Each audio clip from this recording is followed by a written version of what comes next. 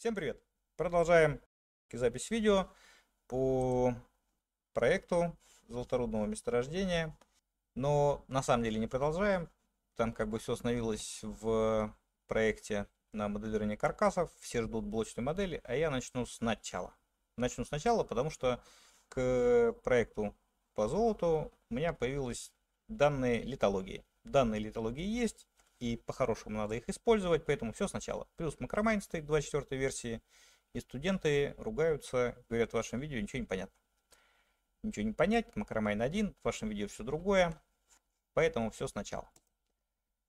Все сначала. Вот я создал папочку RM07 Бушуев 2 золото с литологией, закинул туда исходные данные на какой-нибудь там Яндекс.Диск размещу. И что, собственно, поменялось? У меня появилась информация о геологической документации.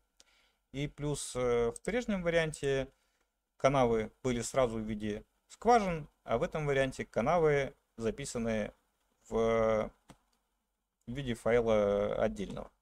Исходные данные по каналам отдельно. Вот, поэтому придется сделать все сначала. Папочка создана. Напоминаю, нам нужно как бы проект Macromine, а проект Macromine и есть папка. Если папка уже создана, то создавать проект не надо. Его можно просто подключить. Мы в папку проекта подключаем, если папка уже есть. Подключить, указываем путь. Мы помним, где лежит папочка. Папочка лежит вот здесь. Выбор папки. Выбрали папку. Имя он автоматически считал с названия папки. Мы с этим согласны. Дальше у нас есть заголовок. Опционально туда можно что-нибудь дописать, дополнительную информацию о проекте, например, исполнителя, организацию, дату, еще что-нибудь. Но мы ничего в заголовок писать не будем. Нажимаем «Подключить проект». Проект подключили. Проект подключили. И что у нас? Если нам даны какие-то данные, надо начать с того, что мы изучим это самое дано. Это самое дано изучим. Нажимаем Ctrl-E. И английская, и откроется папочка проекта. Папка проекта открылась. Мы посмотрим, что же здесь за файлики. LR2 Essays. Essays — это опробование. Опробование состоит из следующих полей. Hole ID. Hole — это номер скважины. Ну, что, дыра, нора. В нашем контексте hole — это скважина. ID — идентификатор. Вот у меня номерочки скважин пошли. Sample — это проба. Sample — номер пробы. В принципе, номера проб Macromine не обязательны. Ну, как бы дополнительная информация о том, что вот это номер пробы. From to — начало, конец пробы. Там от 5,2 до 5,9 метров. Первая проба пошла. 0 — это устье скважины. Дальше длина пробы. В этом файлике есть, но длина пробы тоже для Macromine не обязательно. Длину пробы, если есть вот эти два поля, от и до, всегда можно посчитать. И содержание элемента. У нас один элемент, но если бы было определено несколько, можно было бы в один файлик опробования все поместить. С опробованием разобрались.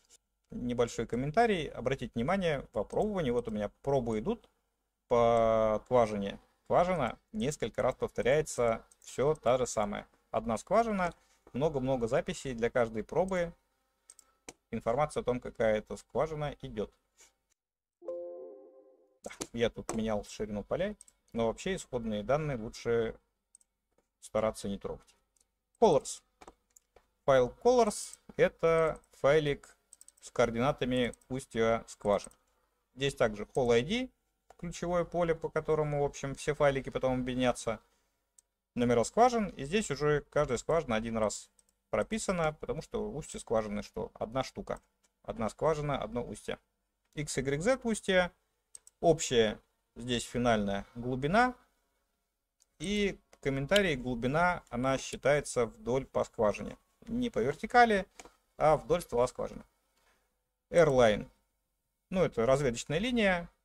Здесь PL, там поисковая линия, скорее всего, была. Company, информация о том, там, какая буровая компания бурила или там, кто владел лицензией. В общем, какая-то дополнительная информация. По минимуму нужно Hole ID, X, Y, Z общую глубину и, в принципе, больше ничего не нужно. Вот необходимые поля. Лид. Файл литологии появился. Ура, ура, ура. Спасибо Андрею Борисовичу Бородушкину. Hole ID. Номер скважины. From to от до. Геокод. Сокращенное обозначение геологической документации. GeoTXT. Более подробная запись геологической документации.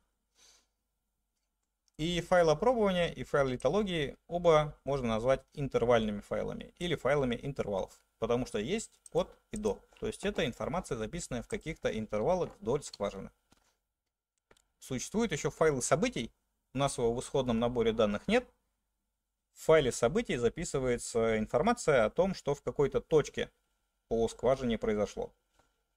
Например, там заварилось. LR2 Survise. LR2 Survise. Открываем, смотрим Hole ID, наше ключевое поле. Дальше идет глубина замера, на которой произведена замер инклинометрии. И замер инклинометрии замеряется угол. В данном случае это угол относительно горизонтальной плоскости. Макромайн угол наклона ствола скважины меряется в вертикальной плоскости от линии горизонта, от горизонтальной плоскости. И если обратите внимание, с минусом, знак минус означает, что скважина идет вниз. Например, если скважина была бы пробурена из подземной горной выработки и шла бы вверх, была бы пробурена, дип угол был бы с плюсом. Ну, азимут, с ним все понятно. От направления на север по часовой стрелке это отклонение ствола скважины в плане. Какой еще комментарий? Если бы инклинометрии не было, скважина была бы пробурена вертикально вниз. Если бы у нас была скважина, которая не искривлена, а наклонена, но куда-то в одном направлении, и, в общем, нет у нее искривления, тогда бы значение угла и азимута 1 для сразу всей скважины была бы записана в файле устьев. Вот здесь были еще два поля, дип и азимут, и мы бы указали сразу для одной скважины азимут и угол. Это была бы не искривленная такая прямая, как стрела скважина. Но обычно это для проектных скважин, потому что фактические скважины, они искривляются. Это данные по скважинкам. Что у нас добавилось? Добавились файлы Trench. Trench — это траншея или же канава. Мы потом посмотрим. В итоге у нас эти горные выработки окажутся в крест простирания рудной зоны, а в крест простирания с точки зрения, в общем, разведчика, в крест это канава. Если если горная выработка поверхностная идет в крест рудного тела, это канава, траншея по простиранию. Здесь есть в файлике 3 листа, Trench Points. Trench Points, точки канав. Точки канав, что имеется в виду? Как минимум нужна начальная точка и конечная, то есть начало-конец канавы. Можно больше, там начало-конец точки перегиба. Причем перегиб он в вертикальной плоскости, либо в горизонтальной плоскости, и то точка перегиба. Можно просто маркшейдера попросить там, пожалуйста, друг маркшейдер, померяй, пожалуйста, каждый там 10-й метр. И у нас будут зафиксированы точки. Еще они как бы trench points называются, точки канав, но вообще это точки линии борозды. Как вот идет линия бороздового опробования. Hole ID — номер канавы, несмотря на то, что это канава, называется Hole ID, чтобы, в общем, не называть по-разному для скважин и для горных выработок. Пускай будет Hole. X, Y, Z координаты, Airline — разведочная линия, Company, вот здесь опечатка Company. Company — компания, которая проводила данный какой-нибудь этап разведки. Тут новая, старая, ну это как бы учебные какие-то придуманные данные. Но, в общем, сразу можно иметь в виду, вот мы знакомились с данными, поняли, что у нас вообще в разные этапы, видимо, проходила разведка объекта, и вообще это надо потом посмотреть, нет ли сильного расхождения между данными опробования, там, старых и новых выработок. Trench Points — точки, Trench Lead, ну, литология вдоль нашей линии борозды, и файлик литологии никак не отличается от файла литологии по скважинам. Также номер канавы, от до, геологический код и геологический код расширенный. Trench Assay, Hole ID, Sample, номер пробы, from to, от до, начало-конец и содержание золота. Содержание золота просто на экран попало. Обратите внимание, содержание золота записано не только в виде циферок, но еще какие-то текстовые там SL и прочерки. SL это следы, следовые количества, следовые содержания золота.